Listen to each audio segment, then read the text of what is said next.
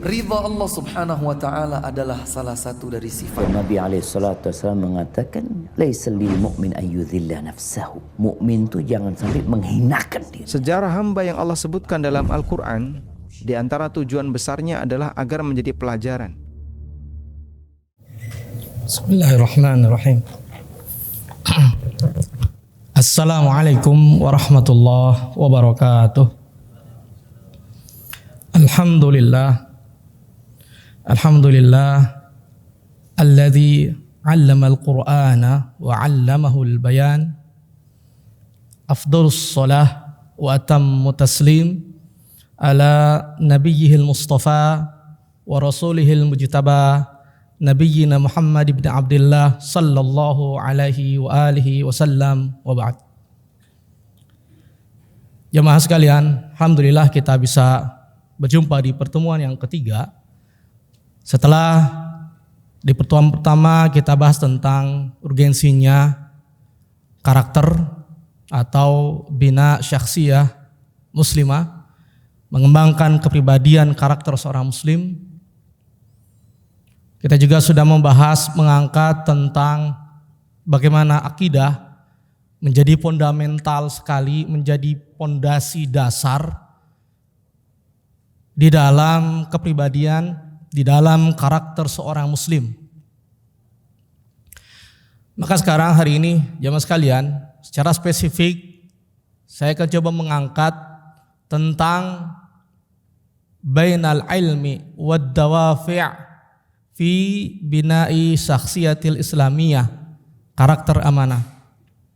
Secara spesifik di hari ini saya akan angkat tentang antara ilmu dan motif di dalam mengembangkan kepribadian amanah. Jemaah sekalian, motif sangat penting sekali. Beberapa hari yang lalu atau bahkan sebelum saya hadir ke tempat ini, saya ditelepon oleh salah seorang GM, salah satu perusahaan X, menghubungi saya, meminta anaknya untuk bergabung di tempat saya yang lulusan sebagai lulusan S1. Tapi yang gaji adalah beliau. Beliau hanya ingin anaknya itu bersama dengan saya untuk dididik, untuk mengembangkan kepribadian secara spesifik berbasis Islam. Sehingga motif beliau adalah bukan uang. Motif beliau adalah motif psikologis, rasa sayang beliau dengan anaknya. Motif beliau adalah motif agar anaknya tumbuh berkembang di sebuah lingkungan dengan nuansa Islam. Itu yang beliau inginkan. Jadi yang gaji itu beliau, bukan kami untuk anaknya. Begitu juga beberapa yang lalu juga sama, salah seorang yang menjabat sebuah perusahaan menghubungi kami juga, menghubungi saya juga secara khusus agar putranya ikut serta dalam berbagai hal aktivitas kami. Motifnya sama lagi, bertujuan untuk mengembangkan sisi kepribadian Islam, melihat lebih dekat bagaimana praktek dalam kehidupan sehari-hari bersama dengan tim kami. Jemaah sekalian, motif sangat penting sekali karena itu adalah menjadi pendorong dan bahan bakar bagi kita semua untuk bergerak. Maka jemaah sekalian, kita tahu pekan lalu saya sudah menyebutkan ya salah seorang sahabat yang berselisih dengan bapaknya, Sa'ad bin Khaimasah kalau tidak khilaf, ingin turut perang Badar antara seorang ayah dengan seorang anak saat ini dengan bapaknya. Di mana ya sang ayah ingin anaknya untuk apa? Untuk bersama dengan istrinya, tapi sang anak tidak mau. Motifnya apa? Surganya Allah Subhanahu wa taala. Surganya Allah Subhanahu wa taala. Begitu juga para sahabat yang lain. Nabi SAW mengutus Muaz bin Jabal ke Yaman. Dan Nabi berkata kepada Muaz, innaka ta'ati qauman min ahlil kitab falyakun awwala ma tad'uuhum ilaihi syahadata alla ilaha illallah. Maka Rasul mengirim Muaz ke Yaman, itu ada motifnya, agama. Maka jemaah sekalian, tidak mungkin kita hidup tanpa ada motif, tanpa ada dorongan yang dengan itu kita tergerak dan bergerak. Itu mustahil. Motif itu senantiasa ada, dorongan itu, dawafi itu senantiasa ada dalam diri kita. Nah sekarang, ketika kita mau mengembangkan karakter amanah ke dalam diri kita, pertanyaannya kemudian, apa sih dawafi kita? Apa sih motivasi kita untuk kita menanamkan karakter amanah ke dalam diri kita? Apa? Ini menjadi pertanyaan yang sangat penting sekali. Supaya apa? Supaya titik tolak kita untuk bergerak itu tidak salah. Karena ini menjadi pondasi, menjadi dasar sekali. Ya. Maka tentu motif kita ketika kita ingin mengembangkan kepribadian yang juga dikembangkan oleh Rasulullah SAW kepada para sahabatnya adalah motifnya adalah din, agama. Motifnya adalah wa iz akhadha rabbuka min bani adam min zuhurihim dzurriyyatahum wa ashhadahum ala anfusihim alastu birabbikum qalu bala syahidina. Motifnya adalah merealisasikan janji kita kepada Rabb semesta alam. Dan ingatlah ketika Tuhanmu, ketika Rabbmu mengeluarkan keturunan anak-anak Adam dari sulbi mereka, mim bani Adam min zuhurihim dzurriyyatahum wa ashhadahum ala anfusihim. Dan Allah mengambil kesaksian terhadap mereka. Alastu birabbikum qalu bala syahidna. Ini motif kita. Jadi motif seorang muslim di dalam mengembangkan kepribadian Islam, mengembangkan karakter amanah, motifnya adalah din. Kita berjibaku dalam dunia pekerjaan, dalam dunia kerja. Kita bermujahadah, kita bersungguh-sungguh. Ketika motifnya, jamaah sekalian, hanya semata-mata dunia, niscaya bagian akhirat mungkin barangkali tidak kita dapatkan. Kalau dunia hanya semata-mata kita kejar, kesungguhan kita dalam bekerjanya untuk dunia, maka hanya dunia yang barangkali bisa kita dapatkan. Katanya Nabi, "Man kanati dunya hammahu fawqallahu alaihi amrahu wa ja'ala faqrahu baina ainaihi." Barang siapa tujuan hidupnya hanya dunia saja, maka Allah akan mencerai-beraikan urusannya, menjadikan kefakiran di kedua pelupuk matanya. Maka apa yang membuat kita bermujahadah? Apa yang membuat kita terdorong, tersadarkan untuk bergerak, bersungguh-sungguh? Tidak lain dan tidak bukan adalah motifnya adalah din, agama. Man kana yarju liqa Allah fa inna ajalallahi la'at wa huwas samiul alim. Dalam surat Al-Ankabut ayat 6. Man kana yarju liqa Allah, siapa orang yang mengharapkan, yarju, mengharapkan liqa Allah, pertemuan dengan Allah, fa inna ajalallahi la'at, maka sungguh waktu yang dijanjikan Allah itu pasti datang. Waktu yang dijanjikan Allah itu pasti datang. Wa huwas samiul alim. Dan dialah Allah yang maha mendengar lagi maha mengetahui. Ini motifnya. Coba kita lihat jamaah sekalian. Bersungguh-sungguhnya, bagaimana bersungguh-sungguhnya Elizabeth Holmes. Ya. Salah satu CEO dan foundernya kalau tidak salah Theranos, yang kemudian dia terkena kasus, ya, dia bersungguh-sungguh untuk mendapatkan investor. Dia lobi sana, dia lobi sini, dia lobi, sampai beberapa pejabat dan investor kawakan itu terpengaruh dengan beliau. Tapi akhirnya apa? Beliau masuk penjara karena apa yang diucapkan, apa yang disampaikan dari alat-alat yang katanya bisa mendeteksi berbagai penyakit dari dengan satu tetes darah saja ternyata nihil. Tapi kita lihat dia sungguh-sungguh mencari investor. Nah, apakah kita akan seperti ini? Ini adalah motif dunia. Kita lihat lagi jamaah sekalian.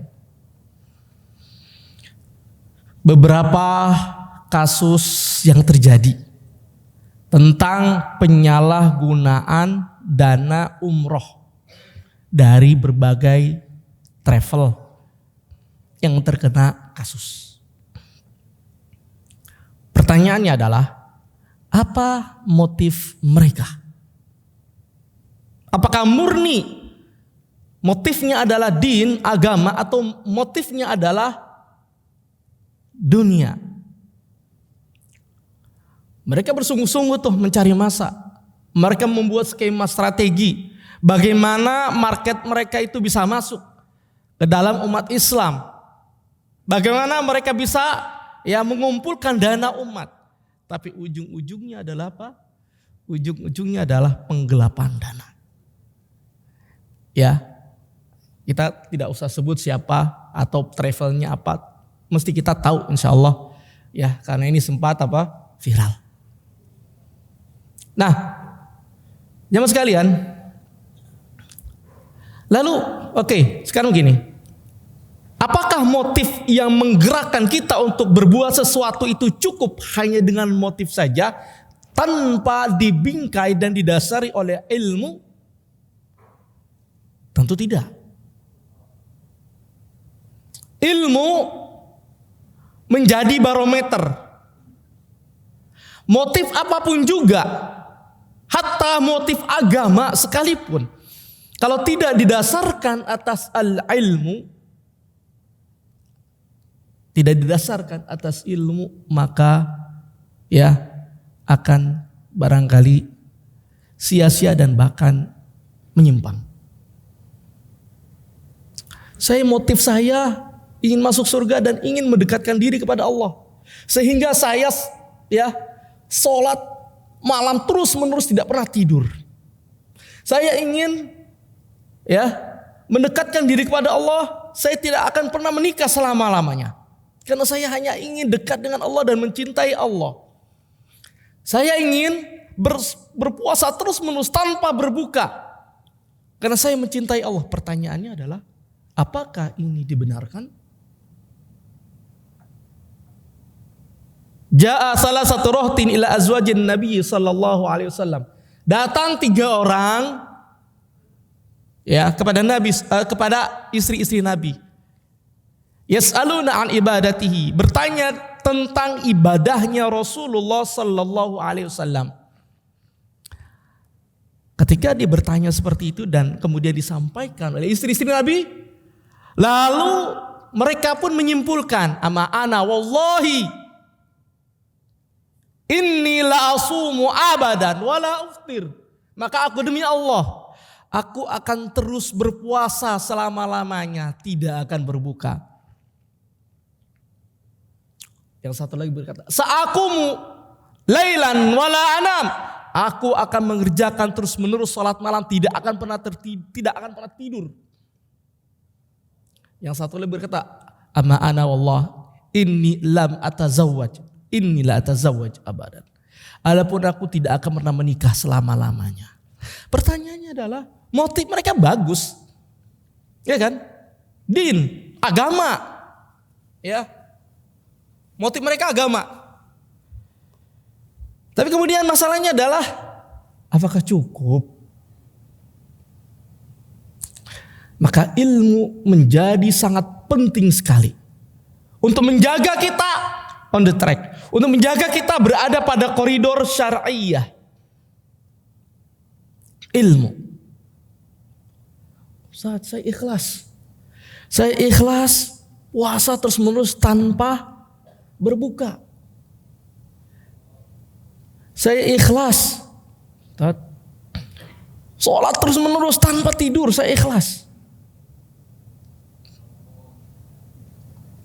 Tapi apakah ini sesuai dengan apa yang diajarkan Allah dan Rasulnya? Farahimahullah ta'ala Fudail ibn Iyad. Maka semoga Allah menyayangi Fudail bin Iyad. Tatkala beliau mengatakan, "Alladzi khalaqal mauta wal hayata liyabluwakum ayyukum ahsanu amala." Alladzi khalaqal mauta, dialah Allah yang telah menciptakan kematian dan kehidupan, liyabluwakum, agar dia, yaitu Allah, menguji kalian, ayyukum ahsanu amala, mana yang amalannya paling baik. Maka beliau berkata, aswabuhu, yang paling baik itu apa? Akhlasahu, yang paling ikhlas dan yang paling sesuai dengan syariah, yang paling sesuai dengan apa yang diajarkan oleh Rasulullah Sallallahu Alaihi Wasallam. Tapi pertanyaannya adalah, apa yang dapat kita lakukan agar amalan kita itu ikhlas? Apa yang dapat kita lakukan agar amalan kita itu sesuai dengan koridor syariah? Maka tidak lain dan tidak bukan adalah belajar. Tidak lain dan tidak bukan adalah menuntut ilmu. Maka kemudian pertanyaannya adalah, apa yang dapat kita lakukan untuk menanamkan karakter amanah ke dalam diri kita, menginternalisasikan ke dalam diri kita secara bertahap? Tidak lain dan tidak bukan adalah belajar. Tidak lain dan tidak bukan adalah kita mengetahui bagaimana karakter akidah, bagaimana mujahadah, bagaimana akhlak, bagaimana nilai tambah. Itu harus dipelajari satu persatu secara bertahap. Baik nazariyat, baik teori maupun tatbik. Dan yang terpenting adalah tatbik, praktek dari apa yang sudah dihadirkan di dalam proses pembelajaran.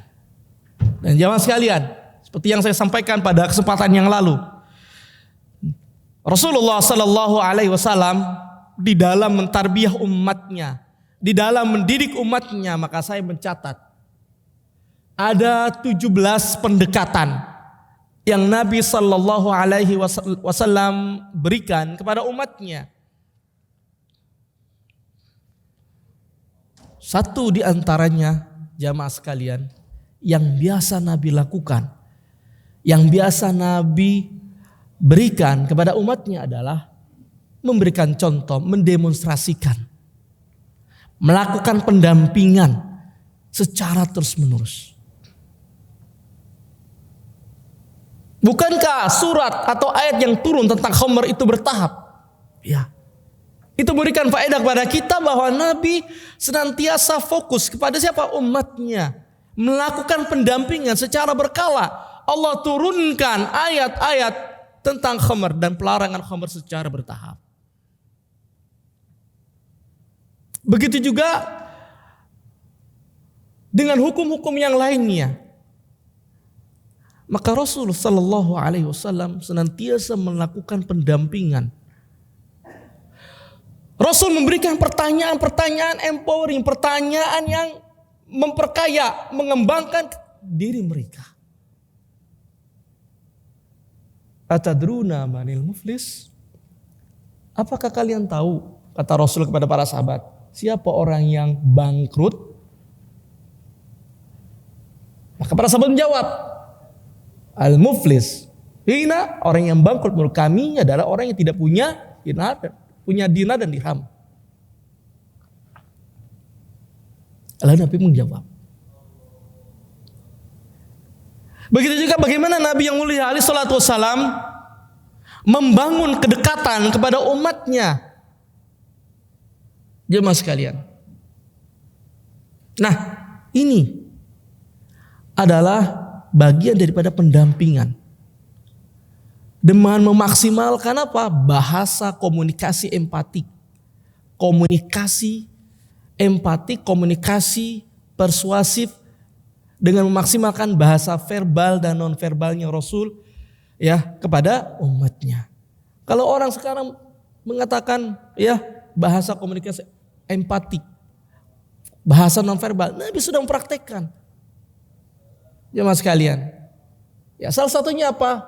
Barangkali yang pernah saya sampaikan bahwa Nabi SAW memegang tangannya Mu'adz, lalu berkata, demi Allah aku mencintai engkau wahai Mu'adz. Fa wallah inni la uhibbuka. Ini adalah bagian. Jemaah sekalian. Ya. Nah, maka ilmu menjadi lentera kita. Ilmu menjadi barometer kita di dalam bergerak.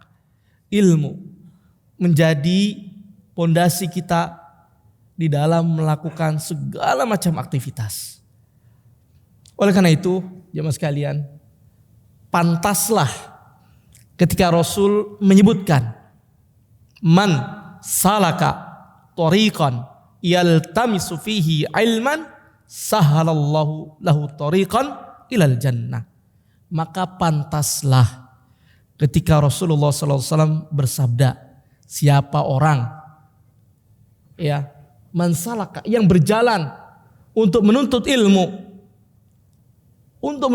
untuk mendapatkan ilmu, maka sahalallahu lahu tariqan ilal jannah. Maka Allah akan permudah jalannya menuju surganya Allah Subhanahu wa taala. Maka pantaslah Allah membedakan antara orang yang berilmu dan orang yang tidak berilmu. La yastawiyan, tidak sama.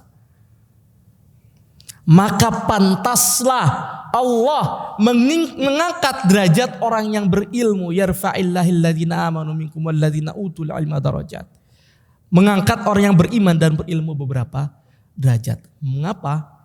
Karena ilmu yang membuat dia berhasil, ilmu yang mendampingi dia di dalam mengarungi kehidupan di dunia ini.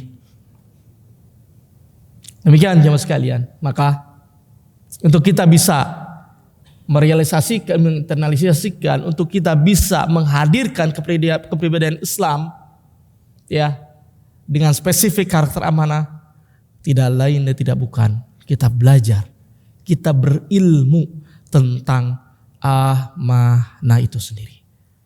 Demikian dari saya, terima kasih. Jazakumullah khairan, barakallahu fikum. Subhanakallahumma hamdika asyhadu an la ilaha illa anta astaghfiruka wa atubu ilaik. Assalamualaikum warahmatullahi wabarakatuh.